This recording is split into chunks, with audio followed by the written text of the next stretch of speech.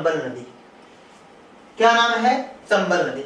यानी चंबल नदी का उद्गम कहां से होता है, यह हमारे लिए जानना बहुत ही जरूरी है कि चंबल नदी का उद्गम कहां से होता है, क्योंकि यह हमारे लिए जानना बहुत ही जरूरी है। जानना यानी जनापाव की पहाड़ी,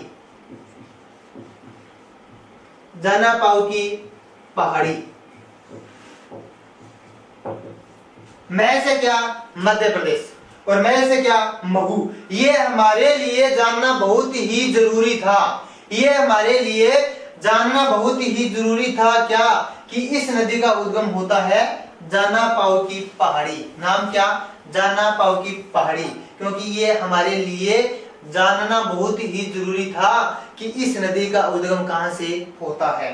तो जनापाव यानी जानना, जनापाव की पहाड़ी से इस नदी का उद्गम होता है। एक बार पुनः, मध्य प्रदेश के महू नामक स्थान से जनापाव की पहाड़ी से एक नदी का उद्गम होता है। उस नदी का नाम क्या होता है? चंबल नदी होता है। क्या नाम होता है? चंबल नदी। देखते हैं अब हम चंबल नदी को। तो चंबल नदी का उद्गम होता है जनापाव की पहाड़ी से। कहां से होता है?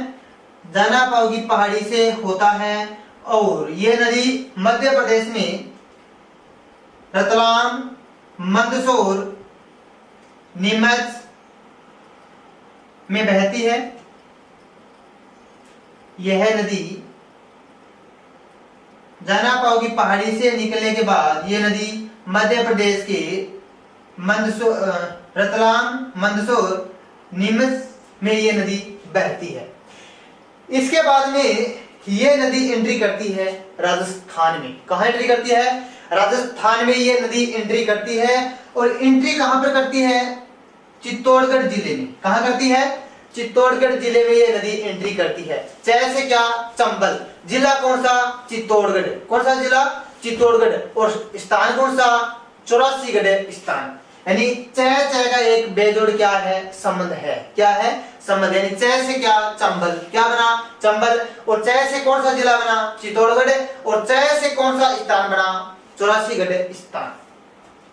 यह राजस्थान के चित्तौड़गढ़ जिले में नदी प्रवेश करती है। और स्थान पूछा जाए तो यह नदी 84गढ़ नामक स्थान से प्रवेश करती है। इसके बाद में यह नदी चित्तौड़गढ़ जिले में बहने के बाद इसके बाद में बूंदी व कोटा की सीमा बनाती हुई यह नदी चली जाती है सवाई माधोपुर, सवाई माधोपुर के बाद में करौली, करौली के बाद में धौलपुर, और धौलपुर के बाद में यह नदी चली जाती है यूपी में। कहां चली जाती है? यूपी में।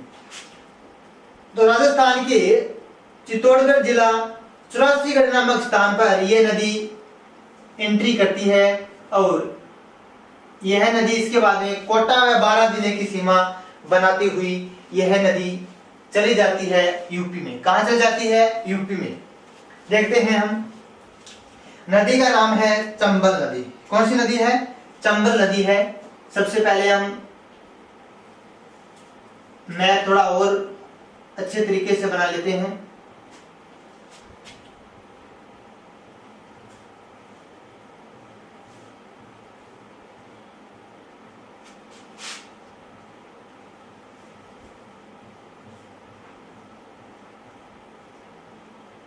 हाँ, तो मध्य प्रदेश के महू जिले से जनापाव की पहाड़ी से एक नदी का उद्गम होता है। उस नदी का नाम क्या होता है?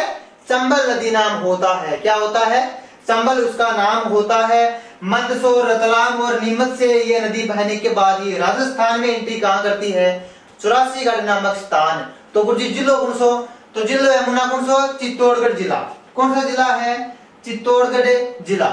यानी 84गढ़ नामक स्थान से ये राजस्थान में ये एंट्री करती है। और जिले का नाम कौन सा है? चित्तौड़गढ़। कौन सा जिला? चित्तौड़गढ़। इसके बाद में ये नदी कोटा व बूंदी की सीमा बनाती हुई ये नदी सवाई माधोपुर में चली जाती है।